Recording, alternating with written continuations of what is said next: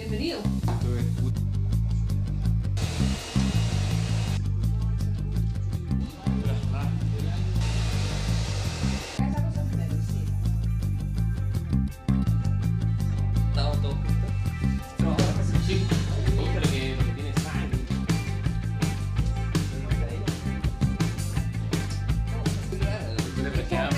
Corte mula. ¿Cómo están? Bienvenidos. Ya estamos al aire con Mejor Hablar. ¿De qué te ríes, Consuelo? De las cosas que tú dices. ¿De los cortes mula? De los cortes mula. Son Que temas. No son mula. Nada es mula. No, nada. Muy buenas noches a todos ustedes en sus casas. 23:43. Consuelo Saavedra, muy buenas noches. Presenta a nuestros invitados. Sí, Un programa programático. Sí, porque estamos en plena campaña presidencial y siempre esta idea de que la política se maneja como en la cosa de los procedimientos, los jarajes, la declaración, ¿y dónde están los programas? Bueno, queremos conversar acá en Mejor Hablar de los contenidos programáticos, de diferentes candidaturas. Vamos a estar haciendo diferentes programas, ¿verdad? Valga la redundancia, sobre los programas de los candidatos y precandidatos. El desafío es hacer de este programa programático a las 23:44 un domingo, algo que no sea sesudo, sino que entendamos, veamos matices, nos entretengamos, y esta es la invitación porque siempre es mejor hablar. ¿Partimos con la presentación? ¿Te parece? Sí, estamos con Osvaldo Rosales, jefe programático de Alejandro Guillé. ¿Cómo estás, Osvaldo? Hola. Gracias, Osvaldo. Bienvenido. Gracias. Sebastián de Polo también, coordinador general de la campaña de Beatriz Sánchez. Hola. Bienvenido. Gonzalo Blumel, coordinador programático de la campaña de Sebastián Piñera. Hola, ¿qué tal? Bienvenidos. Como te decía, vamos a estar haciendo diferentes programas. Invitamos, de hecho, para este programa también a la coordinación programática de la Democracia Cristiana. Prefirieron venir más adelante, así que vamos a ir cubriendo todas las candidaturas. Habrá espacio. Lo que tenemos que hacer ahora es un brevísimo corte y volvemos de lleno a la conversación con nuestros tres invitados.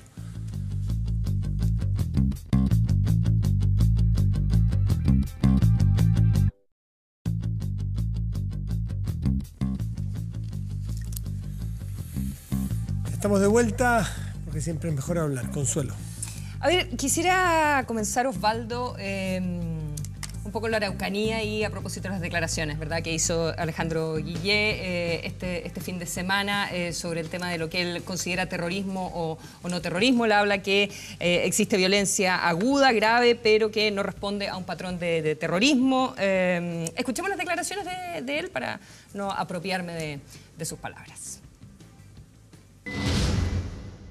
Yo creo que en el caso de Chile no veo ningún grupo terrorista. Lo que sí veo es violencia aguda, que hay que preocuparse de ella porque es grave.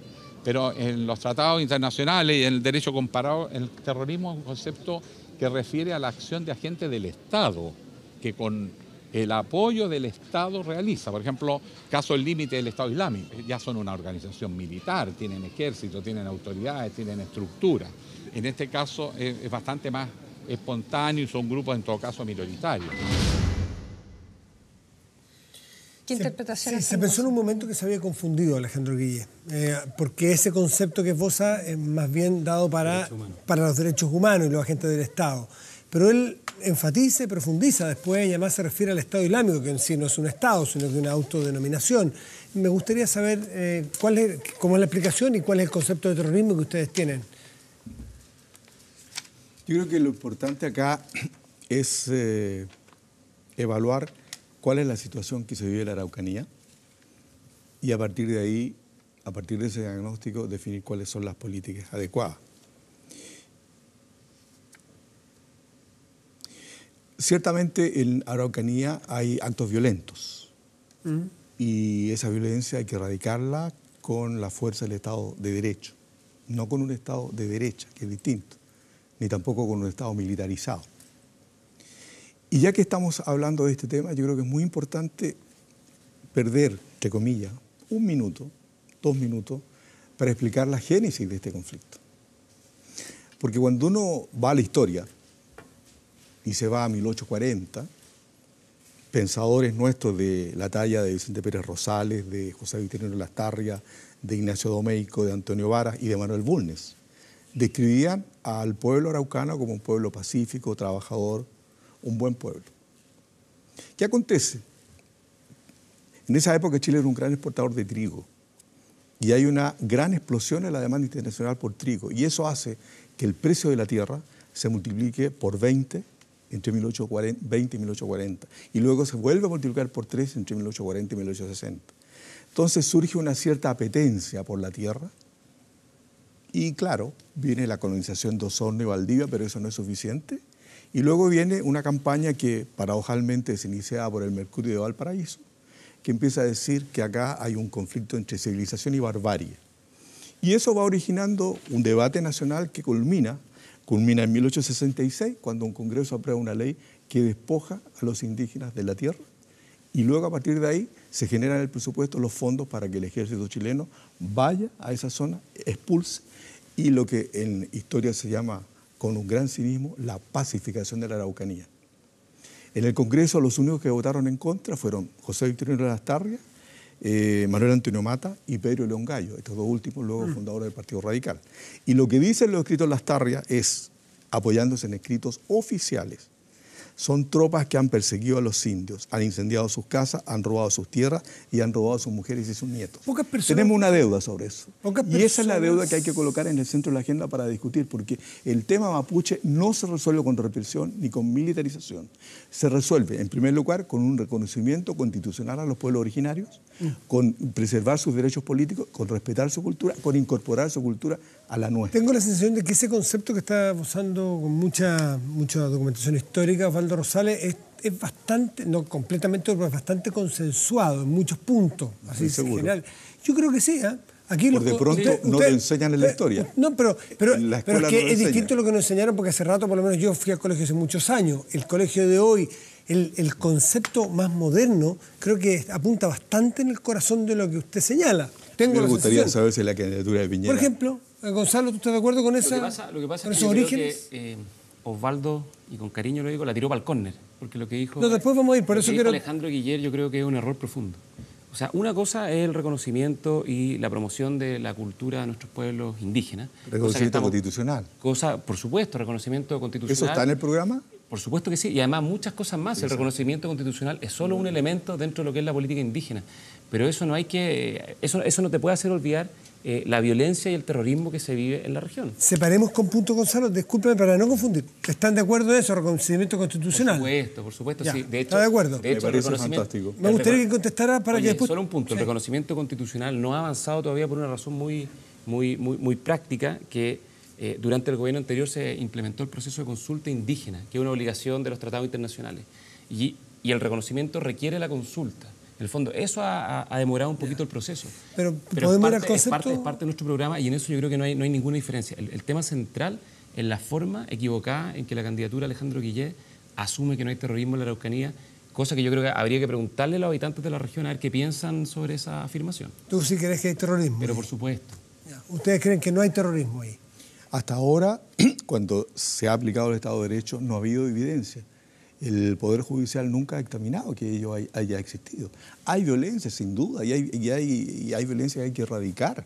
Pero la forma de erradicarla en democracia es aplicando el Estado de Derecho. Osvaldo, en todo caso, la definición que hace Alejandro Guiller de esto de los tratados internacionales, el derecho comparado, que el terrorismo es un concepto que refiere a la acción de agentes del Estado. No es así. Hay terrorismo individual, hay terrorismo de organizaciones, pero el punto central no es ese, el punto central es qué vamos a hacer nosotros con ese conflicto. Ustedes no comparten, por ejemplo, vamos al tiro con el Frente Amplio, que lo tiene bien desarrollado, al menos Beatriz Sánchez en su hoja de ruta, y hay otros documentos internos del Frente, pero solo quiero saber si está de acuerdo a la candidatura, por ejemplo, de Alejandro Guiller, con que los últimos hechos que vimos la semana pasada, con la quema de los camiones, los 7 camiones, el gobierno se está querellando por ley antiterrorista. Sí. Ustedes no lo harían así si fueran gobierno. Mira, yo no tengo todos los antecedentes para definir la forma específica en que ese acto ocurrió, pero ciertamente si el gobierno lo ha hecho, yo creo que tendrá toda la razón. Es que ese, perdón, es un punto... Yo no creo que ese sea el punto central. Yo creo que el punto central es qué vamos a hacer con el conflicto indígena. Sí, pues, obviamente. Ese es el punto central. Sí, pues, pero también. Entonces, una cosa es la coyuntura y otra cosa es el fondo. Matices más, matices menos respecto a lo que puede ser un lapso, lo que puede ser un error. La verdad, no tiene gran sentido. Tiene sentido en el área chica, pero no un sentido sustantivo respecto de qué va a hacer Chile con un problema que ya lleva más de un siglo. ¿Y en eso ustedes todos están de acuerdo? Me da la impresión de que ustedes van un poco más allá que respecto al reconocimiento constitucional. Yo solo quería agregar un punto, pero solo un punto muy breve. ¿Sí? El gobierno se querelló por ley antiterrorista. Entonces, yo creo que Alejandro Guiller se equivocó y está tratando de zafar del punto.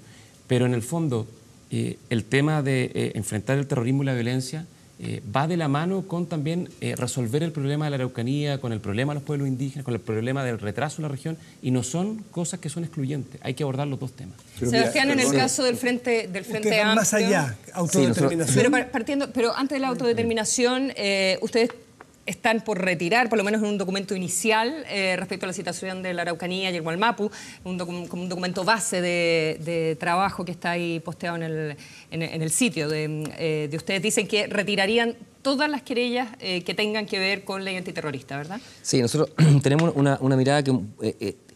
es cómo nos hacemos cargo de este conflicto que ya lleva no solamente los 100 años, o sea, lo que sí tenemos es una violencia sistemática en la Araucanía que lleva ya 10, 12 años, varios gobiernos de distinto color político, y todos los gobiernos han contestado de la misma manera.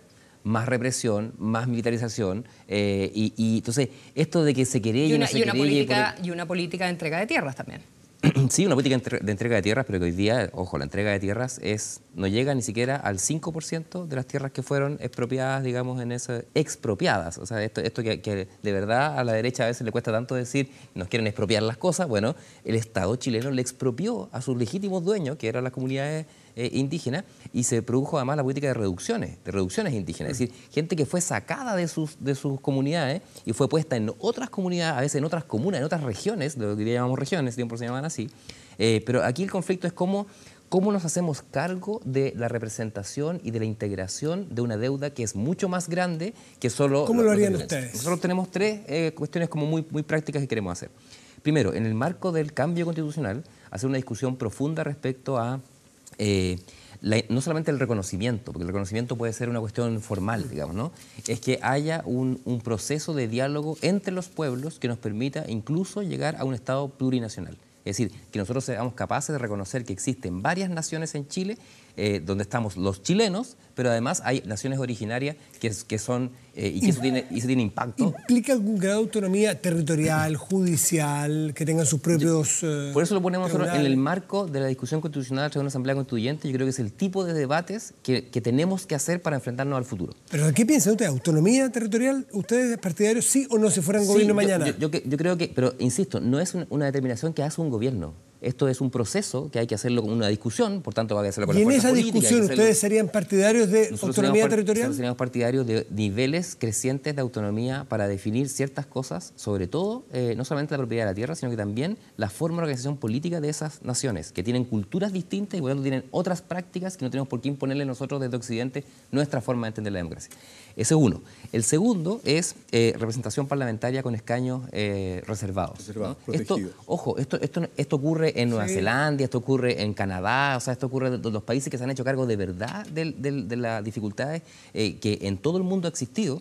De represión. En eso Osvaldo asiente. ¿Ustedes también van a postular representación parlamentaria? Los tres temas que él ha mencionado los tenemos en nuestro programa. El Estado plurinacional, el reconocimiento constitucional a los pueblos originarios, no solo al pueblo mapuche, y los espacios políticos reservados al estilo de lo que tú mencionabas, Canadá, Nueva Zelanda. Y el tercero, yo creo que en realidad es el más relevante, es el modelo de desarrollo de esas regiones. O sea, esas regiones han sido también, a la fuerza, en los últimos 40 años, fueron transformadas sus capacidades productivas al monocultivo de forestales, digamos, ¿no? Y esto obviamente que generó, por ejemplo, crisis de agua. Las comunidades no tienen agua dentro de las comunidades que están cerca de los bosques. Los incendios que hemos visto en la zona también tienen que ver con un mal manejo. O sea, hay un modelo de desarrollo impuesto en el latifundio, o sea, en el latifundio forestal, que ahogó a la forma de vida del pueblo mapuche en esa zona en particular. Gonzalo Blumel, de los planteamientos que hace Sebastián de Polo, ¿en cuáles estás de acuerdo? ¿En cuáles tienes matices o abiertamente estás...? No estamos de acuerdo con la autonomía. Creemos que la historia de Chile, más allá de que yo comparto y compartimos esta mirada de que en el fondo hay una deuda con los pueblos indígenas. ¿Hubo expropiación? ¿Hubo expropiación en su momento? De hecho, yo creo que es súper recomendable leer este libro que está tan de moda, que El veterano Tres Guerras, donde queda muy clara la historia de cómo fue el proceso de ocupación de la Araucanía, de la provincia de Malleco y Angol. Incluso historiadores que no son de izquierdas, como Gonzalo Vial, han reconocido que hay una deuda pendiente y que es una deuda del Estado, digamos. Pero lo que nosotros, la mirada que tenemos que tiene que ver con darle protagonismo a las comunidades para que puedan en el fondo ellas tomar una mayor incidencia en el desarrollo de sus capacidades. Por ejemplo, un ejemplo que fue súper positivo durante el gobierno del presidente Piñera fue la creación del área de desarrollo indígena, que en el fondo es una alianza entre el Estado y las comunidades para transferirles recursos, para transferirles capacidades, para transferirles poder de decisión incluso sobre decisiones que son parte de las políticas públicas que se desarrollan en la zona. Pero eso en cuanto a lo económico, me gustaría saber en cuanto a lo No es solo en lo económico, también es cultural, también tiene que ver con reconocimiento de tradiciones, con incluso incorporar en los protocolos de las actividades públicas el reconocimiento de los pueblos originarios. Entonces, tiene que ver no solo con lo económico, es social, es cultural, pero es dotarlos de mayor protagonismo. Pero autonomía total, como por lo que veo está planteando Osvaldo y Sebastián, en eso no estamos de acuerdo. Antes de cambiar de tema, quiero despejar desde la mirada del Frente Amplio y en lo específico respecto de la ley antiterrorista. ¿Ustedes estarían entonces por retirar todas las querellas por ley antiterrorista y por amnistiar a los presos que definen como político mapuche? No, yo creo que aquí lo que hay que hacer es que la justicia funcione. Aquí también hay un problema. Tenemos muchas querellas que no llegan a puerto y hay varios problemas que están mezclados. Por ejemplo, hay evidencia, hay robo de madera. O sea, mucho de esto es delincuencia. Es delito. ¿No? Es delincuencia. Y eso hay que perseguirlo con toda la fuerza que tiene la ley para poder hacerlo.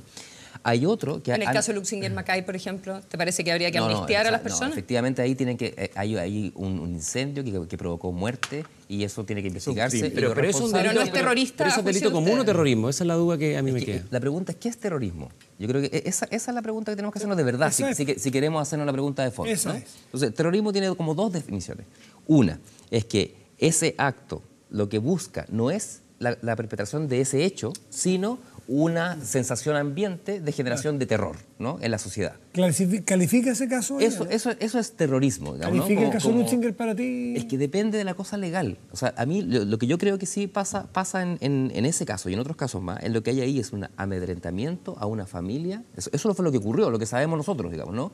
Que se provocó un incendio de esa casa y que producto de ese incendio fallecieron las personas. ¿Y no a otras familias similares de antiguos colonos, de agricultores? Pero si hay una violencia sistemática con un objetivo muy claro, que es producir terror en ciertos grupos de la población. Claro, pero la pregunta si eso no califica como terrorismo, yo no sé qué es lo que es terrorismo. No, pero obviamente no es el Estado Islámico, no es el terrorismo que uno ve en las noticias, en el noticiero internacional, pero sí hay una actividad sistemática violenta, ciertos grupos organizados. Tiene que funcionar el Estado de Derecho porque lo que se busca es producir terror en ciertos grupos de la población. ¿No está funcionando el Estado de Derecho ahora?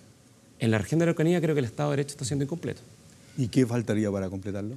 No, por de pronto que las instituciones a cargo de la seguridad y la inteligencia para desarticular estos grupos hagan su pega y la hagan bien. De hecho, Chile ha tenido experiencia en esta materia. En los 90, nosotros en el país teníamos un problema de terrorismo que era muy severo y se resolvió de buena manera finalmente. Hoy día, por ejemplo, una cosa que nosotros estamos proponiendo en el programa es una reforma a la ley antiterrorista. ¿Por qué? Porque la ley antiterrorista no tiene, por ejemplo, algunas de las facultades que tiene la ley de drogas, que permite a los agentes encubiertos, que permite la protección eficaz de testigos. Entonces, no es una ley que tiene... Es verdad que es una ley que es bastante ineficiente y hay que darle instrumentos para que sea más eficaz. Es ambigua también en las definiciones. Y por supuesto, y lo segundo, tiene que ir de la mano con una reforma al sistema de inteligencia en Chile. Yo creo que el sistema de inteligencia no es muy inteligente y se necesita una acción mucho más eficaz en materia de inteligencia. ¿Qué opinas? O sea, yo creo que en el tema de inteligencia, obviamente no podemos tener 10 años de violencia sistemática en la Araucanía sin responsable. O sea, ese es un problema de país para todos, digamos, ¿no? Y eso habla de nuestra incapacidad como Estado de hacerlo. Pero lo que sí no tenemos ningún problema es para allanar las comunidades, para violentar a los niños. Ahí tenemos denuncia.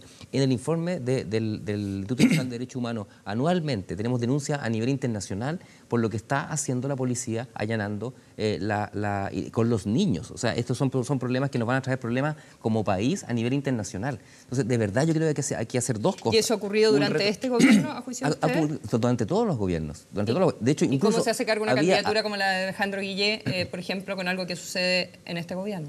Que mira, yo creo que el punto es el siguiente. ¿En Araucanía ha habido acciones violentas? Sí. ¿Ha habido acciones criminales? Sí. Ahora, de ahí uno deriva que existe terrorismo. Si ustedes van a los textos jurídicos, hay mucha ambigüedad en la definición de terrorismo. Incluso Naciones Unidas no ha podido consensuar. El límite es difícil. Es difícil. ¿Ustedes han sentido alguna vez la sensación de dudar si parece que se acerca al terrorismo, Sebastián y Osvaldo. Pero yo nunca tuve duda que en dictadura, cuando llegaba la CNI o la DINA a las 3 de la mañana y sacaba al jefe de familia y lo llevaba, lo torturaba, lo asesinaba y luego el cadáver lo lanzaba al mar, atado a una piedra, no tenía duda que se... No discutamos lo que estamos todos de acuerdo. Estamos todos de acuerdo. Hacemos el siguiente. Usted, Osvaldo, estamos todos de acuerdo. Bueno, Osvaldo y Sebastián, ¿en algún momento, viendo noticias en su casa o leyendo el diario o escuchando la radio, han sentido que alguna acción de violencia en la Araucanía se acerca a un método terrorista? Mira, yo he sentido que es repudiable. Pero la pregunta es otra. Es que la respuesta mía es la siguiente. ¿Cuánta gente hay detrás de esto? ¿Qué tan representativo el pueblo mapuche es este? Porque aquí el temor es que se haga un sinónimo entre mapuches y terrorismo. Eso también creo que nadie razonablemente lo haría. Dice, mira, acá la situación de Araucanía es terrorismo. ¿Cuál es el paso siguiente? Osvaldo, en algún caso, en alguna noticia puntual, ¿se te ha configurado en la cabeza al menos la duda de que podría ser terrorista? Pero la semana pasada específicamente. ¿O a ti te parece que es totalmente lejano? Con la quema de los camiones, de la maquinaria. Porque todos dudamos a veces de nuestro... violento, repudiable, criminal, pero no estoy en conciencia de que eso sea terrorismo. Que no hay una organización detrás orientada, ¿no es cierto?, a cuestionar la vigencia del actual Estado democrático y de asustar a la población en pos de un objetivo. Sebastián, ¿en algún caso a ti se te ha acercado el concepto de terrorismo, algún acto específico? Sí, hay uno que yo creo que es bien importante, que es cuando atentaron contra un fiscal. Yo creo que ese es el tipo de cosas que cuando uno dice, mira, ¿sabes qué? Aquí en realidad lo que está ocurriendo no es solo esa acción puntual, lo que se quería era como dar una señal hacia los fiscales. ¿Sabes lo que pasa? Pero yo insisto de que tenemos que diferenciar. Porque si no diferenciamos, vamos a caer en la criminalización del pueblo mapuche en su completitud, y eso es lo que no podemos permitir. Sin duda, porque si no, vamos a es generalizador. En vez de solucionar el problema, vamos a profundizar el problema. Gonzalo, tú querías agregar una última cosa. Sí. A mí lo que me pasa es que en el fondo encuentro inverosímil que cuando tenemos evidencia, por ejemplo, ataque a balazo al fiscal Elgueta, quema sistemática de camiones y maquinaria, ataque a vivienda, incluyendo la muerte quemado, digamos, de una pareja inocente de ancianos. Además, la violencia y el terrorismo va también contra los mismos pueblos. O sea, hay mapuches que están sufriendo la violencia y que han sido atacados. Entonces, yo creo que esto es al revés, es para proteger a la Araucanía y a los pueblos indígenas y al pueblo mapuche.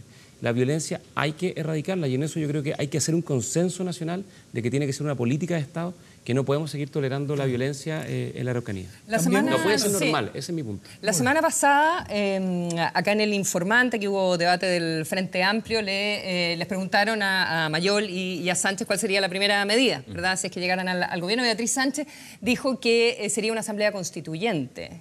¿Ustedes cómo lo ven? No respecto a la asamblea constituyente, pero ¿cuál sería la medida prioritaria en caso de que sus candidatos llegaran a la moneda, Osvaldo?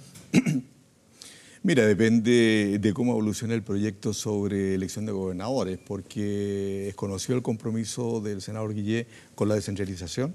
Entonces, si esto no fructificase, la primera medida sería volver a colocar este proyecto, y si el proyecto estuviera aprobado, bueno, sería lanzar todo el proceso de nominación de gobernadores y definir a partir de ahí un proceso donde se transfiere gradualmente facultad y recursos a las regiones, generando en cada una de las regiones gobiernos mucho más sólidos, generando incluso en cada región un hub de innovación que se vincule con universidades, con pymes, con organizaciones empresariales, sindicales. En el fondo, demostrar que hay una apuesta por la descentralización que es sustantiva, que tiene que ver con la democracia, que tiene que ver con el... Interesante concepto. Descentralización, voy a suponer que tú estás con Beatriz Sánchez. Sí. Asamblea Constituyente. Supone bien, Matías. Sí, obvio. Porque lo escucho, así que sé. Gonzalo Lumer, ¿cuál es esa prioridad macro de las primeras semanas, por ponerlo? No, nosotros tenemos una mirada muy distinta, obviamente. Y para nosotros la principal prioridad, y creemos que el principal problema social que tiene Chile, es que en este país no se están creando empleos, o empleos de calidad al menos. Llevamos 2 años con el empleo formal, asalariado, que es el que tiene contrato, seguridad social, completamente congelado. Si uno mira las cifras oficiales, hoy día tenemos menos empleos asalariados en este país, que son los de calidad, que hace 2 años atrás. Llevamos 2 años con el empleo congelado. Hay una precariedad y eso produce temor y preocupación en la gente. Por lo tanto, la primera medida, obviamente, es volver a echar a andar la creación de empleo en Chile. ¿Cómo se echa a andar la creación de empleo? ¿Dónde está el interruptor? Yo creo que lo primero tiene que ver con devolver la confianza al país. Y lo segundo, y es una cosa Pero ¿cómo le devuelve la confianza a los agentes económicos, que me imagino que en la candidatura de ustedes son los que activan? Hay que corregir inmediatamente la reforma tributaria. Si la reforma tributaria le causó un daño gigante a la economía chilena, la paralizó, la congeló. El primer trimestre de este año la economía creció 0,1. En la práctica, 0. La economía está paralizada y eso obviamente la gente quizás no entiende el efecto directo, pero eso afecta en el empleo, que es lo que le da dignidad a la gente y posibilidad de progresar. Y mientras eso esté paralizado, la sensación de falta de confianza en Chile se va a mantener. ¿Pero eso cómo lo hacen? Porque por lo que he leído, quieren hacer ajustes, pero mantener la carga tributaria actual. No, si lo primero es que lo que pasa es que el sistema tributario, el problema más de fondo es que nadie lo entiende, es un enredo gigante, transversalmente reconocido por todos los sectores. Yo creo que en los 3 programas va a estar una corrección a la reforma tributaria y lo primero que hay que hacer es simplificar, dar estabilidad. Hoy día las empresas no entienden cómo se aplica la norma, es extremadamente compleja, es gravosa, especialmente para las pymes, entonces hay que simplificar el sistema, hay que dar certeza jurídica, hay que integrar el sistema tributario y hay que hacerlo un poquito más razonable de lo que es hoy día. ¿Cuánto los números hacia dónde debería tender? Porque al final eso es lo que la gente entiende, más allá de que sea más simple decir qué van a subir, qué van a bajar, si empresas, si personas. ¿Bajar de 25 el de las empresas o bajar de 35 Lo que nosotros estamos proponiendo es algo que es bastante simple, que es, por una parte, mantener la recaudación tributaria en los niveles actuales, o sea, no hay una pérdida de recaudación, es mantenerlo en los rangos actuales, y lo segundo, hacer converger los impuestos a las empresas hacia los niveles que tienen los países desarrollados. Porque en un mundo globalizado, obviamente, no es indiferente lo que pasa en Chile con lo que pasa en el resto de los países. Pero lo más importante al final es dar certeza jurídica, que se acabe la incertidumbre que tiene la economía paralizada en los últimos 3 años. Sí. Quería hablar sobre el crecimiento. Sebastián Piñera ha mencionado que va a duplicar la tasa de crecimiento respecto a la actual. Bueno, no es muy difícil si el 0,2 en el primer trimestre. Todos los analistas, incluso los más pesimistas, dicen que el crecimiento este año va a ser 1,5, 1,7. Tomemos 1,5. Con el primer trimestre 0, ¿no es cierto? La matemática elemental te dice que en el último trimestre vamos a estar creciendo 3, 3,5. Por lo tanto, la economía que va a recibir el nuevo gobierno va a estar entre 3 y 4%. Y hasta 4 puede ser. Hay un tema, hay 2 mitos, y me gustaría hablar, si me dan el tiempo, sobre el mito del crecimiento y el mito del empleo en Piñera. En el gobierno de Piñera, el crecimiento promedio anual fue de 5,3, que es una excelente cifra. La región creció 4,8. Sin embargo... 3,3. La región en ese lapso creció 4,8. Sin embargo, Chile creció menos que Panamá, que Paraguay y que Perú.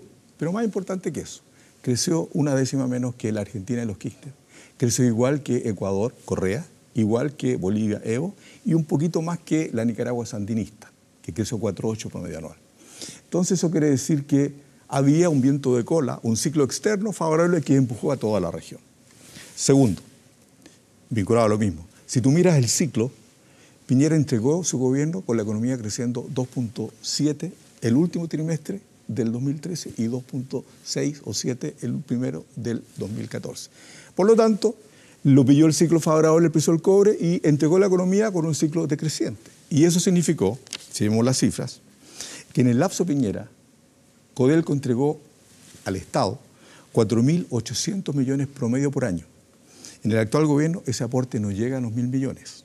O sea, si lo lleva a porcentaje del PIB, en el gobierno de Piñera el cobre aportó en promedio 3,4 puntos del PIB por año. En este gobierno el aporte está siendo solo de 1,2. O sea, haciendo economía ficción. O sea, tú dices está lo mismo que en gobierno al final, porque está todo por lo que pasa. No digo eso. Lo que estoy diciendo es que si hoy día tuviéramos el mismo precio del que costó Piñera, estaríamos creciendo el 3,5. No quiero decir que no se ha hecho nada, pero quiero decir que hubo un ambiente externo favorable y ahora un ambiente externo Osvaldo, para hacer la última línea, desde el punto de vista económico, ¿Piñera agregó valor a Chile en su administración? Mira, si uno mira los grandes números, hubo crecimiento, creció toda la región. Sí, pero por eso, ¿Piñera agregó valor? Pero escúchame. Si tú miras el informe de la Comisión de Productividad, dice, la productividad total de factores, que es la forma correcta de medir la productividad, está estancada en los últimos 13 años. 13 años. Pregunto, ¿alguna reforma estructural importante en el gobierno de Piñera en materia económica? ¿Movilización del Estado? ¿Salto en productividad? ¿Salto en innovación? No lo hay. Gonzalo, no lo hay. Creo que me imagino que quieres responder a la... Y falta el tema del empleo. No, o sea, me parece un poco voluntarista el análisis. Porque... Mira los números. Sí, pero hay que mirarlos bien, porque en el fondo, lo que está planteando Osvaldo, en el fondo, su tesis final, es que es irrelevante quién gobierne, porque en el fondo lo que pasó en los 4 años previos fue básicamente un asunto de suerte o viento de cola y no producto de una buena gestión en materia económica. Creo que eso... Igual que los Kirchner. Está bien, pero los Kirchner dejaron a la economía argentina completamente quebrada. Fue un país destrozado fiscalmente. Estoy de acuerdo, pero la con tasa de 30% de inflación, misma. con un déficit fiscal gigantesco. Claro. El problema de fondo es que a la nueva mayoría y en general a la izquierda el crecimiento y el empleo no le importa mucho. Eso no es cierto. No le importa mucho. Eso no es cierto. Este gobierno, nómbrame una reforma de este gobierno que se haya hecho para impulsar el crecimiento y la creación de empleo. En la práctica no tienen agenda. Y el programa de Alejandro Guillet tampoco tiene mucha agenda porque no es un tema muy relevante. Y eso yo insisto, el punto de fondo es que es súper relevante. Afecta, es súper relevante para porque nosotros. Afecta las oportunidades. Y ya lo va a ver cuando esté listo el programa. Es súper relevante. Y supongo que va por la línea, y en eso se parece un poco al programa de Beatriz Sánchez respecto de las regiones, de los hubs, de la colaboración, ¿verdad?, entre privados, Estado, universidades, en términos de la innovación, por lo que alcanzaste a esbozar. Sí, yo tengo una idea que es con el tema del crecimiento. La pregunta es, ¿para quién es el crecimiento? Y lo que hoy día vemos es que cuando Chile crece, se concentra, ¿no? Y hay una teoría económica que se han empujado transversalmente en Chile, que es la del chorreo. Es decir, cuando la economía crece, ¿cierto?, se genera riqueza en la cúspide y que va a haber chorreo, eso va a haber empleo, va a haber... Bueno, ese modelo nosotros sentimos que está totalmente agotado. Los números lo dicen. La productividad está estancada del año 98, que empezó a decaer y nunca ha vuelto a lo que hubo. Entonces nosotros decimos, hay un modelo de desarrollo que está agotado, que ya dio lo que tenía que dar. Porque ¿qué es crecimiento? Cuando yo lo mido, los edificios de yetos verticales, su construcción en Estación Central, aporta el crecimiento. O sea, toda esa construcción que hubo de esa mala política de vivienda, de esas malas viviendas, es crecimiento. Pero en realidad no es desarrollo. Nosotros decimos, hay que volver hay que cambiar el modelo de desarrollo que nos permita hacer otro tipo de crecimiento donde se distribuya de mejor manera la riqueza que se genera, por ejemplo, dándole más poder negociador a los sindicatos para que puedan negociar mejores sueldos. Esto no es solo la actividad pública del Estado. Usted hace una crítica muy profunda a la concentración, además de ese modelo que tú describes, y hablan de que es un modelo agotado, que es un modelo extractivista, pero que además está tremendamente concentrado y que eso es un poder que al final inmoviliza a todo el sistema. Ese es más o menos el diagnóstico que ustedes hacen. ¿De qué manera tú puedes separar en la visión del Frente Amplio ese poder económico de manera que en la teoría de ustedes haya una mejor distribución del poder económico? Nosotros estamos ahora desarrollando el programa de manera participativa en todo Chile y la gente lo que está pidiendo en el fondo son varias cosas, ¿no? Después lo vamos a priorizar, después vamos a hacer un ejercicio de cálculo fiscal de cuánto va a costar eso y vamos a priorizar cómo se hace. Nosotros ya sabemos que necesitamos más recursos, o sea, obviamente vamos a necesitar más recursos, por tanto vamos a hacer también una reforma tributaria, pero no para mejorar la existente, sino que para profundizar, que los ricos paguen más y que haya nuevas fuentes de ingresos. Una de las fuentes principales de ingresos que nosotros queremos establecer es volver a pensar un royalty para la explotación de recursos naturales, donde sea escalado en función de valor agregado. Es decir, si tú exportas alambrón de cobre, tienes royalty cero. Si tú exportas cobre fundido, digamos, tienes un royalty, no sé, hay que ver el número, pero 20%. Se entiende, hay una correlación. Si tú exportas el valor agregado concentrado, que es la gran parte de lo que hacemos hoy día, un royalty mucho más alto. ¿Qué queremos hacer con esa idea? Lo que queremos hacer es que desarrollar capacidades tecnológicas. Pasan absurdos muy grandes. Chile es en minería. ¿Y si tú no fueras competitivo con esos productos? Y finalmente te saliera mucho más caro producirlos acá, en ese valor agregado, por ejemplo, respecto al cobre, que lo que pueden hacer los chinos. ¿Cómo vas a competir ahí en el mercado global? Por eso digo, hay que pensar una nueva estrategia de desarrollo. Nosotros lo que mandamos hoy día a China son el 70% de lo que va en ese barco es escoria. O sea, mandamos 70% y solo 30% tiene cobre, el concentrado, digamos, ¿no? El concentrado que se hace después de una lixiviación. Bueno, o sea, hay varios procesos de flotación primero, que sí. Bueno, el costo, hoy día China tiene un poder de compra brutal, ¿no? Y lo que hace, por ejemplo, las transnacionales que están presentes en Chile, es que tienen un acuerdo con nosotros para explotar nuestros recursos y con China para agregarle valor. Eso es lo que ocurre. Nosotros lo que queremos hacer es que sea negocio, ojo, que sea negocio para la empresa agregarle valor en Chile. Tenemos absurdos muy grandes en minería. somos el principal exportador de cobre del mundo. ¿Cómo hace para que sea negocio? No es definir, mire, va a ser negocio, nosotros vamos a hacer alambrón obviamente para pagar menos impuestos. Hay que ser competitivo. Hay que ser competitivo, obviamente. No se genera por un decreto ni por una orden del gerente. Por supuesto que no. Es un proceso, me imagino, largo. Pero tenemos que poner los incentivos correctos a las empresas y por eso necesitamos volver a discutir un tema del royalty que no sea un royalty financiero, o sea, con lo que la rentabilidad que declaran en los libros, que casi siempre es falsa. O sea, Chile los últimos 10 años, las empresas de cobre se llevaron 180.000 millones de dólares. 180.000 millones de dólares, ¿no? ¿Sabes cuál es el punto? Uno no puede, obviamente, darle la espalda a la dotación de recursos naturales. No puede darle la espalda a las ventajas competitivas. El tema es si nos conformamos con exportar meramente esos recursos naturales con poca elaboración, con poca incorporación de innovación y tecnología. O hacemos una apuesta público-privada con una visión prospectiva de largo plazo para hacer mucho más que eso. Pero hay que poner incentivos. Para el público-privado, al privado hay que ponerle incentivos. Y el royalty me imagino que va por ahí. Estoy de acuerdo. ¿Tú serías partidario de subir el royalty? El problema que tiene esa propuesta es que en virtud de la modificación que hizo el gobierno de Piñera para generar los recursos para la reconstrucción, hay inamovilidad hasta el 2029. Por lo tanto, es un cambio legal para los proyectos que habría que pasar. No para los nuevos proyectos. Sí. Entonces, el punto es el siguiente. En materia de cobre, nosotros hemos subutilizado a Codelco. Más bien dicho, la hemos utilizado como una vaca lechera, en que le sacamos, ¿no es cierto?, la plata para recursos fiscales, pero probablemente Codelco debe ser la transnacional más maniatada que existe en el mundo. Y responde como Galileo, ¿no? Epur si mueve. Pese a todo, funciona, ¿ya? Y Codelco debiera ser, ¿no es cierto?, el eslabón de una cadena de valor mucho más plena, que incorpore ingeniería, que incorpore servicios. Un solo dato. Chile, principal productor, exportador de cobre, el país con más reservas, etc. Pero si tú miras las exportaciones de servicios asociados al cobre, ingeniería, Canadá o Australia, nos ganan 10 veces. Finlandia, ¿Significa eso que nuestros ingenieros son más tontos? No ha habido política. Entonces, eso se puede hacer. Lo mismo en materia de litio y lo mismo en materia de energía. En nuestro programa tenemos un tremendo desarrollo de lo que es energía solar y en materia del litio, no solo para generar los paneles en materia solar, sino también para construir clúster que vinculan con manufactura, servicios. ¿Mantendrían la posibilidad de Codelco a propósito de tener una empresa de excelencia? Estoy pensando en la pelea con la Contraloría. ¿Mantendrían la posibilidad de Codelco de mandarse un poquitito sola, por ejemplo, respecto de sueldos, de manera de tener, como ellos plantean, a la gente top of the line? Que sea vista más como empresa, que pueda competir en el mercado. Aunque se le paguen millones. ¿Tú, Sebastián, estás de acuerdo con eso? Sí, yo creo que Codelco...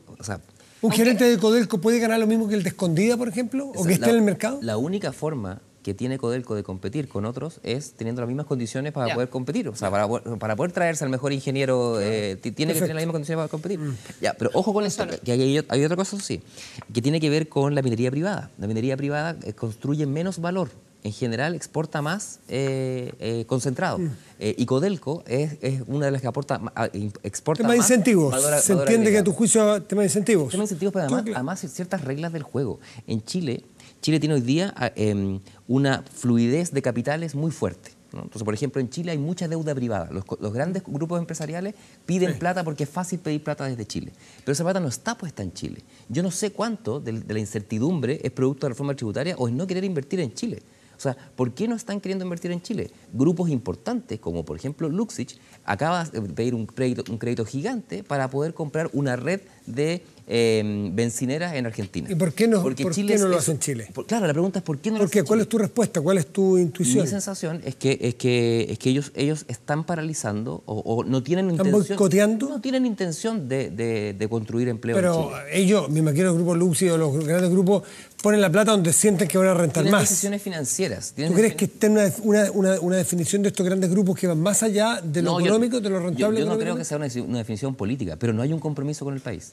O sea, en esto lo que necesitamos es que los empresarios, que son muy relevantes, tengan un compromiso mayor con el país. Que si tienen plata en paraísos fiscales, paguen los impuestos y la pongan acá a trabajar. Quiero preguntarle a Gonzalo respecto de los incentivos, de esta diferenciación en los impuestos de las mineras privadas, por ejemplo, que exporten determinado material con valor agregado. ¿Te parece factible? Sí, habría que verlo. Es raro, digamos. posiblemente puede que no sea ni constitucional diferenciar por el valor que se generan los impuestos. Los impuestos tienen que ser... Por eso la primera ley de asamblea constituyente, porque hay que destrabar para poder hacer estas cosas nuevas, digamos. Puede ser, no sé, pero a mí me parece que en el discurso de mis contertulios hay bastante voluntarismo, como si desde el Estado fuese posible dirigir, digamos, las políticas. Esta es una mirada muy... Yo sé que Osvaldo trabajó en la CEPAL, digamos, y no lo quiero decir con ánimo peyorativo, pero hay una visión muy cepaliana en el sentido de que en el fondo el Estado puede construir el camino del progreso y no los emprendedores. Y la historia nos ha mostrado una y otra vez, infinitas veces, que son las sociedades de emprendedores donde el emprendimiento es un valor que por supuesto es apoyado por el Estado y que es regulado en la sociedad civil, y que es regulado y que es competitivo, que es tremendamente importante. Pero perdón, Osvaldo. Desbalanceada. Por eso, pero déjame terminar el punto. ¿Por qué digo que en el fondo me parece que es voluntarista? Hay un ejemplo que es maravilloso. ¿Qué es lo que ha pasado en el sector de energía en los últimos 2-3 años? Ha ocurrido una revolución gigantesca. ¿Por qué? Porque los precios de las energías renovables no convencionales, como la solar o como la eólica, han caído a la tercera parte. Es muy probable que si en el fondo hubiese existido un iluminado que hubiera planteado una estrategia siguiendo un camino distinto, hoy día no estuviésemos aprovechando como estamos aprovechando las energías renovables no convencionales en Chile, que hay miles de megawatts que se están construyendo y hay otros miles de megawatts adicionales. Pero eso también ha ocurrido porque el gobierno, la política pública se adecuó a ello, pero ese no es si no es así. Generó todo un plan. No, hubo un cambio, perdón. ¿Cuál es la política del gobierno que cambió la tecnología de China para producir paneles solares? Que me explique alguien cuál puede ser. La política pública se adecuó a ese momento, reabrió concesiones, Osvaldo, y abrió espacio para que la energía renovable participase. Y eso es lo que permite un salto importante en la presencia relativa de la energía renovable. Pero la caída del precio de los paneles solares chinos no tienen que ver con la acción del Estado de Chile. Es cierto que en el gobierno del presidente Piñera se aprobó una ley que estableció una cuota para los generadores del 20% de energía renovable al 2025. Eso está bien, son políticas que dan señales, pero no tiene nada que ver lo que pasó en China con el cambio tecnológico con las posibilidades de desarrollo. Injusto con el ministro Pacheco, que hizo una revolución energética. No, si no estoy siendo injusto, lo que te quiero decir... Sí, pues toda una relicitación absolutamente. Está bien, pero lo que quiero decir es que en el fondo mi punto tiene que ver con el voluntarismo que a veces se expresa porque son más bien titulares, ideas generales que suenan muy bien. Yo no creo en eso, no estoy hablando del Estado, yo hablo de una alianza público-privada. Si tú miras la experiencia exitosa de desarrollo, mi único punto es que no van a ser de largo plazo. No van a ser exclusivamente las políticas estatales las que van a definir las posibilidades de progreso de Chile. No es ni el Estado es el ni el mercado lo que hace la diferencia. No es ni el Estado ni el mercado por sí solos. No hay ninguna experiencia en que el Estado solo o el mercado solo haya conseguido ese salto al desarrollo. Se requiere una alianza público-privada con una mirada a largo plazo, muy consciente de las dinámicas tecnológicas, de los cambios en materia de energía, del efecto del cambio climático. Y fijando reglas claras, asegurando que haya competencia, eso es perfecto. Podemos girar un poco el discurso en lo económico y cosas relevantes que han sacado gente a la calle, y tiene que ver con las pensiones. ¿Esto es un problema de AFP o es un problema de pensiones, Sebastián de Polo? Mira, nosotros tenemos Porque el discurso es no más AFP, es un buen cartel, pero mucha gente en momento es un tema muy parcial. El problema que tenemos de pensiones, y ahí sí que estamos todos de acuerdo. Nosotros tenemos un problema más grande todavía, que es seguridad social. En Chile no existe la seguridad social como nosotros la imaginamos. Es decir, una seguridad social que es una forma de responder colectivamente, ¿no?, a los riesgos. Y esa forma tiene que ser solidaria, no puede ser privada, tiene que ser pública. Entonces, por definición, eso significa no más AFP. No es un eslogan. Ojo, significa que entre mi esfuerzo individual y colectivo y mi pensión futura no debiera mediarlo una institución privada. Ese es el principio, porque además... ¿Capitalización individual en algún porcentaje, tu juicio, o nada? Nosotros no lo hemos descartado, estamos haciendo los estudios. De hecho, nos juntamos esta semana con la gente de Noma AFP, que tiene una propuesta que está bastante bien desarrollada. Nosotros la estamos estudiando y es posible que la apoyemos si es que creemos que es una buena propuesta. No solamente sacan 1 millón de personas a la calle, han trabajado con economistas, han trabajado con gente que estuvo en la Comisión Bravo, entre esos Claudia Sangüesa, que es una de nuestras encargadas programáticas, con András Utov, o sea, con gente que de verdad tiene una idea de cómo construir un sistema de previsión social y de seguridad social. Entonces nosotros creemos que hay que terminar con las AFP. Ese es nuestro compromiso político y nuestra convicción. por dos cosas. Uno, porque tiene que ser un ente público el que da pensiones, para que su foco sea dar pensiones. Esto no quiere decir que no se inviertan los fondos. O sea, hay miles Pero ustedes hacen matices, por ejemplo, respecto de la inversión de los fondos, ¿no? Eso No gusta, están claro, necesariamente por obtener la máxima rentabilidad. Mira, hay fondos de pensiones en otros países del mundo. Aquí hay que sacarse cierta antojera ideológica, que son, por ejemplo, con el rol del Estado o el rol de estos seguros. Mucha de la inversión que tenemos en Chile la hacen sindicatos de profesores. Por ejemplo, el sindicato de profesores canadiense, los sindicatos australianos son dueños de una parte importante de BHP. Es decir, ellos invierten con algunos criterios que además le imponen a esas empresas ciertos criterios. Por ejemplo, igualdad de contratos entre hombres y mujeres, igualdad de sueldo entre hombres y mujeres, huellas de carbono bajas. O sea, uno, si tiene de verdad la plata que existe, uno puede decir, mira, yo quiero que se invierta en este tipo de empresas, en este tipo de instrumentos. Te lo planteo así, en igualdad de condiciones de rentabilidad, todos estaríamos por invertir en la empresa que tenga una huella de carbono más limpia, más sustentable. Pero si hay una que es un poco más limpia, pero te renta el 10 y otra vez te renta el 7, ¿qué decisión habría que tomar? ¿Qué habría que privilegiar? Yo creo que en este caso habría se trata de la plata de todos los chilenos al futuro. Habría que tener un portafolio, ¿cierto? Obviamente de inversiones, y ese portafolio de inversiones tiene que estar como adecuado a su riesgo y todo, pero nosotros creemos que hay que propender a que el comportamiento de las empresas en las cuales se van a invertir estos fondos sea lo más ético posible. En Chile tenemos un caso brutal. ¿Alguien podría oponerse a ese principio? Pero es que no ocurre, Matías. El gran parte importante de la raíz del escándalo de la Polar, ¿no? De la Polar, era que no tenía un socio controlador. Esto es lo que uno estudia, que no había un socio controlador, estaba muy diluida la propiedad. ¿Quién era el principal accionista de la Polar? Las AFP.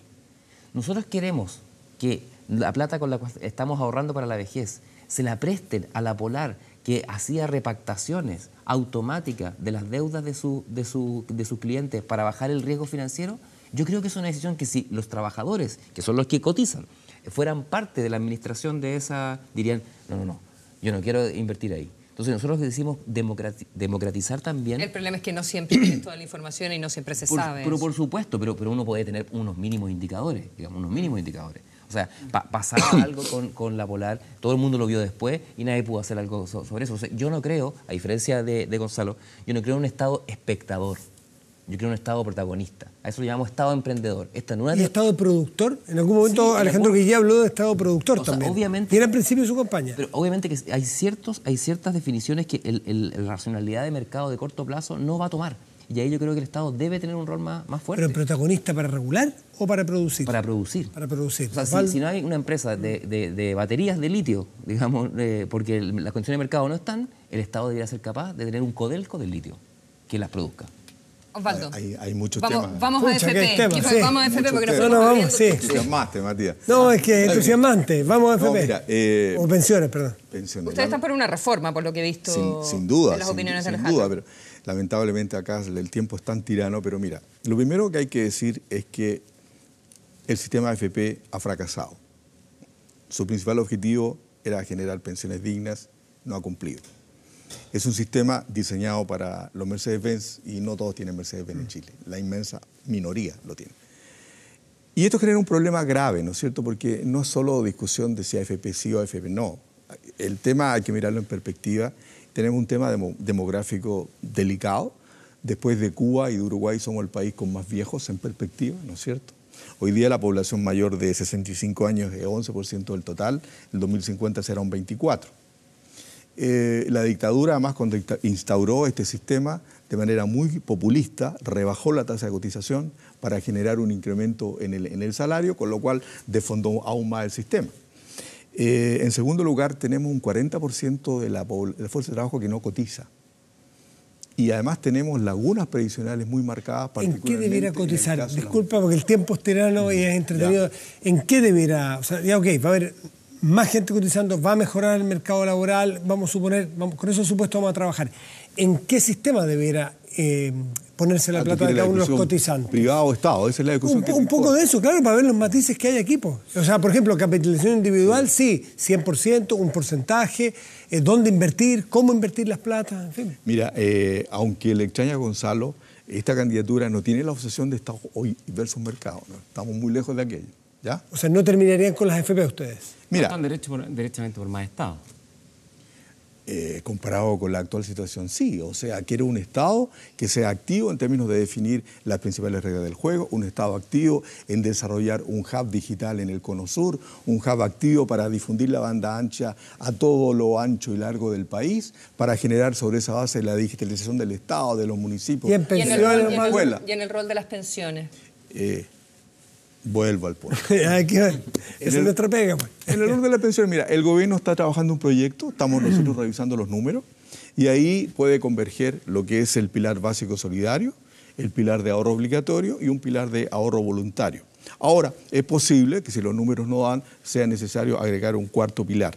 Ahora, si tiene el nombre AFP, no tiene el nombre AFP, la verdad a mí me parece secundario. Lo que importa es generar una pensión digna, cosa que el sistema no está dando y por lo tanto hay que reflexionar. ¿Digna sería el sueldo mínimo, como ha expresado en algún minuto Alejandro Guillé, que en Chile nadie debiera recibir una pensión menor a, en este minuto, 270.000 pesos? Pero eso también se ha presentado mal en la prensa.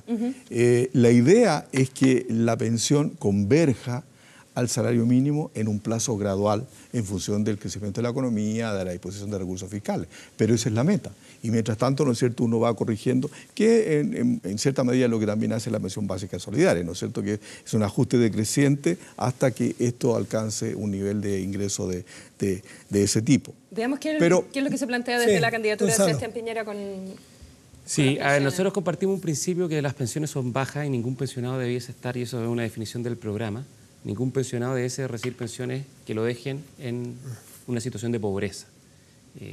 Por lo tanto, lo que estamos proponiendo es un plan que tiene un conjunto de componentes para que gradualmente, en el fondo, las pensiones tengan un nivel que sea mucho mejor que el que hay hoy día. De hecho, la meta que nosotros estamos proponiendo es un plan que permita tener un incremento de hasta un 40% de los montos promedios actuales. ¿Y cómo? Para las pensiones básicas. Son varias cosas. Por de pronto, no ponerle norma ética a los fondos de inversión, digamos que es una cosa, me parece que es interesante como idea, pero me parece que es compleja. Yo creo que la prioridad en materia de fondos de pensiones es que los fondos de pensiones tengan las mejores rentabilidades posibles, obviamente dentro de los marcos de la ley y del cumplimiento de las normas del derecho. ¿Para qué? ¿Tú respaldas, por ejemplo, las inversiones del Partido Socialista? Se me ocurre. Mira, es que el problema del Partido no fue en ese QE. No, yo sé, pero el problema es que ha habido tanta discusión respecto de cómo uno va a rentar su plata, es distinto, un problema ético, en el fondo, de decir una cosa y hacer otra cosa. Ya. Criticar al frente lo que ellos, en el fondo, están haciendo todo el tiempo. Ya. Entonces, yo creo que ese es el problema que tuvo el Partido Socialista. Pero en el caso de las pensiones, lo que se tiene que hacer fundamentalmente es que en el caso de los fondos de pensiones tengan las máximas rentabilidades. Y además hay un problema porque las rentabilidades de los fondos de pensiones han caído en los últimos años. En promedio ha sido un 8%, un 7 y tanto por ciento, pero en los últimos 10 años es del orden del 5% o incluso un poco menos. Sí. Por lo tanto, yo creo que hay que ser muy... Viene cayendo. Yo creo que hay que ser muy cuidadoso con pedirle a los fondos de pensiones que, además de solucionar el problema de las pensiones, también se preocupen, digamos, de otros objetivos políticos que pueden ser atendibles, como la equidad de género o como minimizar el cambio climático, pero que en el fondo yo creo que no es su rol. No, pero la equidad de género sí hay que corregirla dentro del sistema previsional. No. Si en el fondo lo que dice... se refería a la inversión. ¿A qué empresas inviertan en empresas internacionales? No, pero yo me refiero a que corregirla. Sí, entiendo la diferencia. Equidad de género. Yo creo que eso es complejo. ¿Y quién va a poner la regla y con qué criterio? Entonces, el rol del Fondo de Pensiones es mejorar las pensiones de los chilenos, del sistema de pensiones. Y para eso hay que aumentar 4 puntos. El gobierno propuso 5, nosotros hemos propuesto 4, pero creo que no hay una diferencia sustantiva. ¿4 más o solo 4? No. Nosotros proponemos 4. De 10 a 4, pero el 4 completo individual. No como la propuesta que estamos esperando del gobierno, sin componente solidario. Sin componente solidario. No, es que un punto. Los 4 puntos con cargo al empleador, pero adicionalmente un incremento de un 40% de los recursos que hay en el pilar solidario. Ese es el verdadero componente ¿cómo se financia eso? De solidaridad. Ustedes dicen pilar solidario, pero no me toquen los impuestos. No, pero por supuesto. ¿Y ustedes quieren bajar los impuestos? No, nosotros a los más ricos, eso es lo que quieren. Eso, ahí está un poquito, torciendo el argumento, porque hemos dicho que la reforma tributaria va a mantener la recaudación. Pero no han explicado ¿cómo financiarían? Ustedes dicen que van a rebajar el impuesto a las empresas y no han dicho qué van a hacer Osvaldo, para cubrir el saldo fiscal. Osvaldo, no te cambies de tema. Cada punto adicional de crecimiento le significa al fisco 700 millones de dólares adicionales de recaudación. O sea, lo van a financiar con puro crecimiento. No, no solo crecimiento, sino también hay que revisar el gasto que se está haciendo y ver, por ejemplo, hacia dónde se puede redirigir. Hoy día, por ejemplo, en materia de gas... ¿Fuerzas Armadas, por ejemplo? Por ¿Estarían supuesto. dispuestos a La ley sacar de reservada ahí? del cobre, por ejemplo. De hecho, en el gobierno del presidente Piñera se mandó una reforma al Congreso que cambia el sistema de financiamiento de las Fuerzas Armadas, se aprobó en la Cámara de Diputados y en el Senado lo trancó la nueva mayoría. Ese es un muy buen proyecto que yo creo que permite generar un sistema estable de financiamiento para las Fuerzas Armadas y tener más recursos, como por ejemplo, financiar una mejoría en las pensiones. Pero básicamente es aumentar la tasa de cotización, es aumentar los recursos del pilar solidario, que es curioso porque fue creado por la presidenta Bachelet, pero la nueva mayoría lo descarta completamente y creo que es un pecado. Absoluto, creo que, de hecho, Osvaldo, déjame hacerte un punto. Yo creo que la gran crítica que nosotros tenemos con la reforma que ha propuesto el ministro Valdés y el gobierno actual es que no pone, me voy a citar al presidente Codelco, no pone un peso para aumentar los recursos para el pilar solidario. Y eso me parece gravísimo, porque esos son los recursos con los cuales se financian las pensiones básicas solidarias, que son de cerca de 100.000 pesos. Eso es totalmente insuficiente. ¿Debieran las Fuerzas Armadas también entrar al sistema que tenemos los civiles de pensiones? Yo creo que es muy complejo y hay que revisarlo bien. Porque ahí hay un montón de dinero que es un se sistema, pero es un destina a sistema eso. laboral muy distinto. Con la edad de jubilación. Se obliga a jubilar muy anticipadamente, tiene riesgos distintos. Nos vamos a ir a un corte, pero yo me quedé que yo te interrumpí imprudentemente, Sebastián de Polo, dijiste que los ricos paguen más impuestos, las personas. Sí. Beatriz Sánchez dijo más de 5 millones de pesos. ¿Cuánto debieran pagar las personas que ganan de 5 millones de pesos hacia arriba? ¿Tienes en la cabeza un No tenemos cálculo? todavía el cálculo, pero nosotros lo que queremos es cambiar el sentido de los tributos. Lo podemos hablar a la vuelta, pero nosotros Hablémonos a la vuelta. lo que queremos es que, por ejemplo, en Chile las empresas no pagan impuestos. Lo puedo explicar a la vuelta. Dale. Pausa y volvemos, porque siempre es mejor hablar.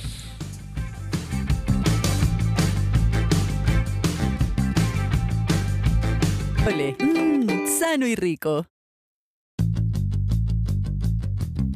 Habíamos dejado planteado con Sebastián el tema de cuánto deben subir los impuestos de quienes más ganan. A partir de que dijo que los ricos deben pagar más impuestos. Sí, nosotros lo que queremos es aumentar la recaudación, ¿no? No mantener la recaudación, sino que aumentarla. Y para eso hay que aumentar los impuestos y hay que hacer varias cosas. Una de las cosas que hay que hacer es que... Royalty era uno, ese ya Royalty. Nosotros hay un montón de exenciones que nosotros nos gustaría simplificar, que fueran menos las exenciones. Y hay un tema bien de fondo que creo que hay que dar este debate. Es quién y cuándo se pagan los impuestos. En Chile tenemos un sistema donde las empresas declaran, ¿cierto?, los impuestos, los paga, y el dueño de esa empresa puede decir, yo ya pagué los impuestos, porque los rebaja, ¿no? Porque opera como crédito. Es como cuando uno da una nota de honorario, de los que hemos trabajado a honorario, ¿cierto? Entonces a uno le retienen el 10% y la revolución de impuestos, dependiendo de tu escala, te devuelven una parte de ese plata que se junta. Entonces ese principio yo creo que hay que discutirlo fuertemente y hay que cambiarlo, ¿no? Nosotros queremos más impuestos, especialmente aquellos que concentran mayor riqueza. Y no vamos a bajar los impuestos como propone, porque lo propone la campaña de Piñera en su programa. Dice, vamos a reducir los impuestos. No, dice tender a OCDE. Eso es lo que dice. Tender a OCDE, pero no es... Significa bajarlo. Pero significa bajarlo en este caso. Significa bajarlo. Bajar de 27 a 25. Además, en la práctica es bastante... La regla general en Chile del impuesto es 25. ¿Sí? En el fondo son las empresas que están en el sistema semi-integrado las que pagan 27. ¿Sí? En el fondo lo que estamos planteando es simplificar y armonizar el sistema. Yo estoy de acuerdo que un sistema tributario progresivo es deseable, pero lo que no estoy de acuerdo es que los impuestos se vuelvan un fin en sí mismo.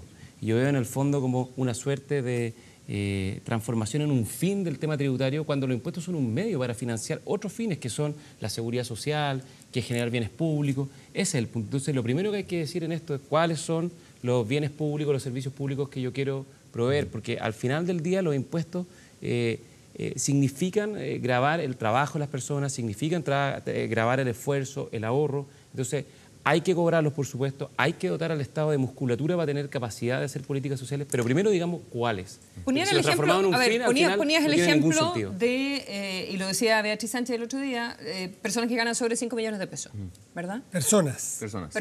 ¿A cuánto deberá subir el tramo de 35%, que es el máximo que está hoy? Que la nueva mayoría lo bajó, era 40 y lo bajó a 35. Lo bajó a 35. Yo creo que el mínimo es volver a 40. Volver a 40 en los impuestos de la gente con más renta. Ojo que la gente con más renta es poca gente, ¿no? Es el 1%, digamos, de la gente de Malta. Pero dada su renta, Representa mucho dinero. Claro, o sea, por eso nosotros decimos hay que ordenar esto entre el empresario y el... Porque esto no es para que, no sé, el profesional que es independiente, no sé, el médico. No es el foco en grabar a ese profesional, es que la empresa y el empresario, o sea, la gran riqueza del país, sea más solidaria. El argumento suele ser que más impuestos desincentiva la inversión, desincentiva la economía, y eso es un trade-off que es clásico, y algunos dicen que ese es un chantaje, otros dicen que no es un chantaje, sino que es un incentivo natural. ¿A ti no te parece que se corre el riesgo de que se frene el crecimiento si es que tú anuncias más alzas de impuestos? Yo creo que es la política del terror que el empresariado ha hecho, yo creo que es un chantaje, de verdad, y lo ha hecho históricamente, digamos, ¿no? Siempre ha sido su posición. Pero ojo, que nosotros tenemos grandes empresas internacionales que están en Chile y que en sus países de origen pagan 40, 50% de impuestos y nadie, no está quebrada BHP Billiton en Australia, digamos, ¿no? O sea, no se va de Australia porque eso ocurre. Entonces, nosotros creo que nos hemos comprado estos años una suerte o hemos naturalizado los principios que la derecha económica impuso en dictadura militar, ¿no? Porque lo impuso en dictadura militar. Esto de que si uno mueve los impuestos, se acaba el empleo. Nosotros decimos, no creemos en eso y vayamos probándolo. ¿Pero hay una relación en los momentos en que tú que eres economista? O sea, ciertamente hay una relación, pero depende del rango en que tú te muevas. Y cómo lo implementes. El problema que tiene ese argumento es que te lleva al límite en que el mejor impuesto es el impuesto cero, ¿no es cierto? Sería el máximo. Claro, extrapolando es absurdo, ¿no es cierto? Al absurdo. En economía hay lo que se llama la curva de Laffer, ¿no es cierto?, que relaciona la tributación con el crecimiento y que fue una opción que tomó Reagan en su momento y que condujo a rebajar los impuestos para relanzar la economía. Que es lo que está haciendo Trump. Claro. Exacto, y el resultado fue un déficit fiscal gigantesco porque, ¿no es cierto?, Reagan agregó un incremento en el gasto en defensa y por lo tanto heredó un déficit fiscal de 4 puntos del producto que tuvo que corregir Clinton, que le entregó el gobierno a Bush con superávit y Bush nuevamente lo dejó en déficit. Esa es la paradoja de los republicanos. Pero aquí el tema, yo creo, es importante. Nosotros tenemos toda la convicción que nosotros vamos a gobernar y por lo tanto lo primero a evaluar en términos de la reforma tributaria en curso es cuál va a ser su resultado, porque todavía no conocemos el resultado de la operación renta. Conociendo ese resultado veremos qué es lo que hay que simplificar, qué es lo que hay que alivianar en términos de las pymes, por ejemplo, y si hay espacios para seguir reduciendo la evasión. Hay espacio, tú lo mencionabas, yo estoy de acuerdo en eso, hay espacio para lo que sofisticadamente se llama gasto tributario, que son exenciones. Muchas de ellas, en nuestra opinión, no tienen sentido y esas exenciones suman alrededor de 3,5 puntos del PIB, que es bastante. No quiero decir... Eliminando las exenciones, no todas, las exenciones no justificadas. Hay exenciones no justificadas. 3 puntos del PIB. Sí. ¿Comparten ese juicio muchísimos. ustedes, Gonzalo? Sí, perdona, déjame agregar efectivamente hay espacio, pero es la parte más difícil, digamos. Es la parte más difícil porque, por ejemplo, ese es el caso de renta presunta, por dar un ejemplo, que es un sistema que es bastante discutible en su justificación, pero son grupos de presión muy importantes y que tú vas al Congreso con eso, por ejemplo, y tú vas y con... subsidio al combustible contaminante. Y tú vas con un aumento de los impuestos a los combustibles y te vas a encontrar con una posición gigantesca. O sea, una cosa es que existe el espacio. Al diésel en particular. El diésel es 1,5 versus la gasolina que es 6 UTM por metro cúbico. Por lo tanto, efectivamente hay espacio, pero hay que ver en la práctica si es factible y realista hacerlo. Pero déjame terminar. Hay otro tema que yo creo que como sociedad madura, en pleno siglo XXI tenemos que incorporar, que es la necesidad de impuestos verdes. Si ustedes, ¿no es cierto?, en la derecha creen en los incentivos y los precios como asignadores de recursos, es fundamental, ¿no es cierto?, que impuestos verdes estén orientando las decisiones económicas para no vivir en un país tan contaminado. Quisiera que alcanzáramos a conversar un poco de educación. Perdón, es que yo quería hacer un punto con el tema de los impuestos, porque en el fondo es súper fácil hacer programas donde tú haces este tipo de definiciones, pero si la práctica fuese inocuo y subir los impuestos, todos los países pondrían tasas de impuestos a las empresas y a las personas 100%, porque en el fondo no afectaría el crecimiento. Es la otra proyección azul. Obviamente. Por lo tanto, tiene que haber un equilibrio, pero la tendencia internacional, por ejemplo, Macron, que acaba de ganar la presidencia en Francia, está proponiendo bajar la tasa a 25%. La OECD, los países en promedio han bajado la tasa a 10 puntos a las empresas en los últimos 10 años. Por lo tanto, lo que hay que hacer es hacerlo con mucho realismo y sentido común. Chile no puede distanciarse en forma tan radical de lo que está pasando en el mundo, porque como decía Sebastián, y yo no creo que sea por un problema de patriotismo ni de compromiso con Chile. Las inversiones en el mundo son globales y en el fondo van donde encuentran mejores condiciones. Por lo tanto, si nosotros ponemos más dificultades, obviamente va a ser más difícil invertir en Chile, y cuando se invierte poco hay menos crecimiento, hay menos empleo y eso afecta finalmente las posibilidades de no hay chantaje, no hay chantaje. No puedes tomar la OCDE sí, para algunas cosas y para otras no. Lo que quiero decir es que en a el la fondo, OCDE entonces tiene que si subir los fuese- impuestos a la renta. Claro. ¿No es cierto? Pero si ustedes los Porque bajaron. son impuestos. Osvaldo, los impuestos de la renta los bajó la nueva mayoría. Está bien, pero a lo que voy yo Ahí es no que está tienes mal. que mirar. No, a mí no me gusta eso, a mí no me gustó. Tienes que ponerlo en una mirada de conjunto. Y acá el principal tema que hay que abordar es que Chile, teniendo una estructura de ingresos muy concentrada, la política tributaria no corrige ni un ápice. Nada. Ni un ápice. Antes de impuestos, Y ahí impuestos, tenemos una impuestos, deuda como país. Eso quiere decir que desde la política tributaria nos da lo mismo la distribución del ingreso. Eso hay que corregir. ¿Le importa la distribución del ingreso supuesto. a, De hecho, tanto a la no- candidatura de Sebastián Piñera? O sea, de hecho, déjame decirte que es bien curioso lo que pasa y es bien paradójico porque si uno toma los datos de distribución del ingreso y desigualdad, durante el gobierno anterior del presidente Piñera mejoraron, no tanto como uno hubiese querido, pero mejoraron. Y desde que asumió la nueva mayoría está completamente estancado. Y eso porque Mejoraron obviamente... en toda América Latina. No, está bien, pero con la nueva Mejoraron mayoría, en toda América Latina. la mejoría que se venía observando se estancó. ¿Y por qué? Porque no estamos la razón, creciendo. porque como la economía no está creciendo, no se están Obvio. creando empleo, quienes sufren la falta de creación de empleo no son los que tienen empleo Son de los alto ingreso, sectores son los más sectores vulnerables. Quisiera de verdad que Entrar en alcancemos, educación, que sí. alcancemos a conversar un poquitito de educación.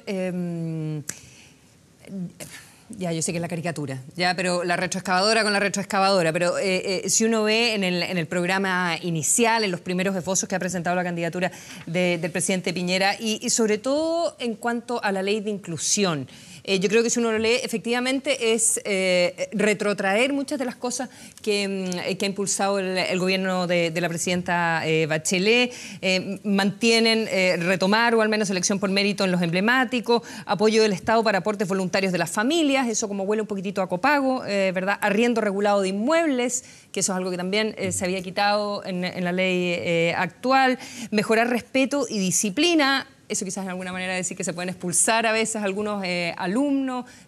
¿Podría explicarnos un poco cómo se entiende eso y cuánto se echa atrás? ¿O creen ustedes que es importante echar atrás en las reformas que ha impulsado? La primera definición del programa del presidente Piñera es que no van a haber más retroexcavadoras. O sea, esta mirada de buscar cambiar estructuralmente el sistema y de considerar que todo lo que había era pésimo y que partimos de ahora en adelante desde cero, es una política que es profundamente equivocada para Chile, creo que ha causado mucho daño y yo creo que hay bastante consenso, no sé si en el Frente Amplio, pero en la nueva mayoría por lo menos yo creo que están un poco arrepentidos del concepto y de la idea. Pero los conceptos que yo te mencioné sí son deshacer, como dice Matías, la retroexcavadora. Es que no es así, porque en el fondo lo que se va a hacer es corregir las cosas que no funcionan de esa reforma. Por ejemplo, el tema de los arriendos, los inmuebles, los colegios, es algo que se está discutiendo en el Congreso, porque efectivamente a los sostenedores, a quienes son sostenedores de colegios particulares subvencionados, se les generó un problema gigante con la obligación de adquirir los inmuebles porque en muchos casos eso simplemente no es factible. Se quiso terminar con algo que fue el lucro, se puso una regla extraordinariamente exigente y riguroso y hoy día pregúntale a cualquier sostenedor de educación particular subvencionada, está acogotado con la obligación legal de tener que comprar los inmuebles. Por eso lo que se propone es introducir mecanismos que permitan hacerlo en forma regulada. En materia de selección, nadie está proponiendo volver al sistema anterior de selección, pero sí permitir, por ejemplo, la selección por mérito o por otras cosas. Por ejemplo, ¿por qué no considerar selección que algunos colegios puedan poner selección para inmigrantes, poner cuotas de inmigrantes para incorporarlo e incluirlo en su matrícula? Algo que es tremendo, que sería tremendamente positivo. Lo que hizo la nueva mayoría al final fue irse de largo en casi todo. Es decir, Y en el caso, y esto de apoyar algunos aportes de las familias... Copago. Es que no es copago, ¿no? ¿Volvería el copago? No, porque el copago es una exigencia obligatoria de aporte de las familias. Lo que nosotros estamos planteando, quiero volver un paso atrás. La nueva mayoría identificó ciertos problemas, algunos de los cuales eran reales, pero se fue de largo en la solución, prohibiendo prácticamente todo. Lo que le llama la ley de inclusión fue prohibir el lucro, el copago y la selección, y prohibieron todo de plano. Entonces, a los liceos emblemáticos, por ejemplo, con el fin de la selección, le están causando un daño gigante. En el caso de los aportes de los padres, ¿cómo puede ser posible que quienes mandan a su hijo a colegios particulares pagados, como por ejemplo, en mi caso, me imagino que el caso de usted, se permita que los padres puedan aportar y que los papás de los estudiantes que van a colegios particulares subvencionados no puedan poner ni un peso. Entonces lo que se está planteando es eliminar ciertas restricciones para que los padres puedan realizar ciertos aportes voluntarios. Por Pero ejemplo, una vez que los hijos ya están en el colegio, supuesto, no tú que sabes- sea tú sabes la que si tú condición haces- para si entrar. tú haces un aporte hoy día, la ley establece que se descuenta de la subvención escolar. Eso es un error. ¿Cómo en el fondo tú vas a premiar? Al final lo que está haciendo es castigar cualquier apoyo que los padres puedan hacer. Evidentemente, exigir pago obligatorio en forma indiscriminada producía un problema de selección y un problema de discriminación. Pero el niño prohibirlo de plano es absolutamente ya está, pero que excesivo. el niño de una familia que no puede aportar no queda fuera del colegio. Por supuesto que no. Porque si de con el hecho- copago era así, pues esa segregación, el niño que no podía pagar los 15.000 pesos y podía llegar a 10, iba al colegio de 10, el de 15 iba al colegio de 15. Matías, eso no es tan así porque de hecho existían normas, por ejemplo, para acceder a la subvención preferencial Sí, un que porcentaje. obligaban a los colegios a tener porcentajes de alumnos sin Vulnerable. copago. Por lo tanto, el punto se trata, en primer lugar, de devolverle la confianza al sistema educacional, permitir que las familias se involucren en la educación. Todos los padres quieren que sus hijos tengan la mejor educación posible y alejarlo, poner reglas que le pongan restricciones a la participación de los padres es un error. Y en tercer lugar, volver a preocuparse de lo más importante que es la calidad. Nos preocupamos todos estos años de puros aspectos regulatorios, administrativos, de la propiedad de los inmuebles y nadie ha hablado de la sala de clases, del proceso educativo, de qué está pasando en la sala con la enseñanza y los aprendizajes. Y el corazón del programa, el presidente Piñera, es volver a la sala de clases para que la calidad sea el centro de la educación. ¿Cuál es la mirada que tienen sobre esto la candidatura de Beatriz Sánchez y Alejandro Guillé? Hacemos un corte. A la vuelta tiene la palabra.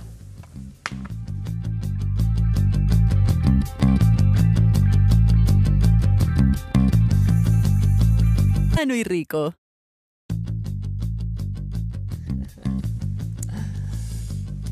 Teníamos pendiente todavía el tema de educación, La ¿verdad? educación escolar en este caso se Sí, atiende por... nosotros tenemos una definición que es, nosotros creemos en la educación como derecho social, no como un servicio y no como un bien de consumo, ¿no? Para diferenciar como lo que queremos hacer. Y lo que estamos buscando es que cambie tratar de cambiar la relación entre, que Chile es muy anómalo en esto, o sea, tiene una educación pública muy pequeña, jibarizada, y una educación privada de distinto tipo muy presente, ¿no? Entonces nos gustaría que eso fuera cambiando en el tiempo. No es por cerrar los colegios particulares, subvencionados o particulares pagados, digamos. Es porque nosotros creemos que en la educación pública hay un valor democrático, hay un valor de encuentro, hay un valor de construcción de un futuro entre todos, ¿no? Que tiene que ser más integrada, que tiene que tener más calidad, que tiene que tener mejor infraestructura, que la escuela pública no puede ser la última opción, Que no sea el descarte. que no sea el descarte, ¿no? ¿Por qué? Porque sobre todo la gente que tiene menos recursos va a la educación pública y va a la educación pública, que son los peores colegios de muchas, y hay muchos alcaldes además que han cerrado escuelas públicas porque hay problemas demográficos, de demanda también. Y en concreto, Sebastián, ¿qué haríamos respecto de lo que quedó en la última ley de inclusión? Mira, nosotros lo que creo que lo que hay que hacer, y este gobierno ya fue tímido en eso y no está empujando con fuerza, hay que desmunicipalizar fuertemente la educación. O sea, no puede estar al arbitrio de un alcalde, porque tenemos buenos alcaldes y tenemos malos alcaldes en esto, hay gente que le importa y hay gente que no le importa, y que no tienen recursos. Entonces hay que ir a otro modelo de administración de las escuelas públicas, hay que fortalecer las escuelas públicas. Yo estoy de acuerdo con que hay que mejorar las cosas de calidad y todo, pero no podemos volver atrás en el copago, porque son las cosas que segregan. No podemos volver atrás en la selección. ¿Te suena a copago lo que planteó A mí Gonzalo? eso es copago. O sea, ojalá que no sea una exigencia. Imposible Pero entonces sí, que las familias aporten. Las familias pueden aportar, pero yo no creo que tengan que aportar plata. Aporten tiempo, aporten presencia, aporten trabajo voluntario. O sea, yo estuve el sábado en el colegio donde tengo a mi hija de kinder, y estuvimos en una jornada todo el sábado, donde estuvimos padres. O sea, lo que yo más puedo aportar es estar presente en la educación de mis hijos. Perdón, a mí me parece que me parece aportar no es poner plata. Me parece que una definición demasiado extrema prohibirle a los padres que aporten a lo que es más importante en la vida de una familia, que es la educación. Es cierto que cuando se establece un copago obligatorio hay un problema. Se puede generar evidentemente discriminación, se puede generar un descreme, pero el Estado y la sociedad civil cumplen un rol para corregir esos problemas. Pero permitirle que el padre gaste sus recursos en prácticamente todos los ámbitos de la vida, salvo en educación, a mí por lo menos me parece muy violento. La sociedad civil no puede corregir la distribución del ingreso. Pero ¿cómo si la sociedad civil cumple un rol en un montón de cosas? ¿Qué duda cabe? Obvio que sí. Lo que estoy diciendo es que no corrige la distribución del Sí, ingreso. estamos hablando de distribución del ingreso, estamos hablando de educación, que por supuesto es un factor para corregir la Estamos distribución hablando del del ingreso. aporte monetario de los padres a la educación. ¿Tú no serías Osvaldo, partidario? sí, ¿Cómo? desde la candidatura de Perdón, Guillén, los colegios de la Déjame sociedad, los colegios de la sociedad de instrucción primaria, Sí. ¿no son un aporte y no son desde la sociedad Y lo civil? son. Sin Por duda eso. que lo son. Sin duda que lo son. Por lo Pero tanto, no de eso estamos se hablando trata, ¿no? No Si estamos hablando de lo eso. que te quiero decir es que a la sociedad civil y a los padres hay que darle todas las facilidades para que se involucren y se comprometan con la educación de su hijo. No solo eso, yo ponerle creo que eso tiene que restricciones, ser no el ponerle motor de la cadenas que le educación. impidan participar. Totalmente de acuerdo. Pero de ahí no se deriva, ¿no es cierto? El copago no se deriva en que los padres aportan en función de su posición en la distribución del ingreso.